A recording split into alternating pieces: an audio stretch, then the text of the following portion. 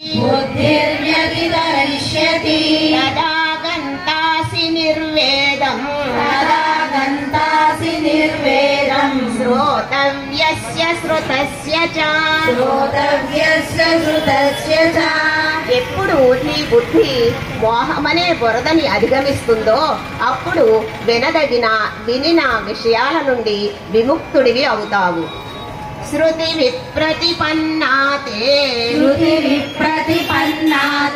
యదా స్థాస్యతి నిశ్చలా సమాధావచలా బుద్ధిః తదా యోగమవాప్స్యసి. విన్న వాటితో వేసారిపోయిన నీ బుద్ధి సమాధిలో నిశ్చలంగా నిలిచినప్పుడు నీవు యోగాన్ని పొందుతావు. అర్జున ఉవాచ సీతవ్రజేత కిం.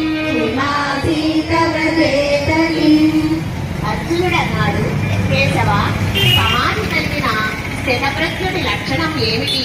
స్థిరబుద్ధి అయిన వాడు ఎలా మాట్లాడతాడు, ఎలా కూర్చుంటాడు, ఎలా నడుచుకుంటాడు? శ్రీ భగవానువాచ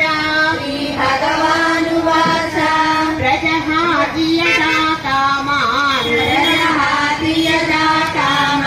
సర్వాన్ పార్థమనోగతాన్ ఆత్మన్యేవాత్మనా తుష్టః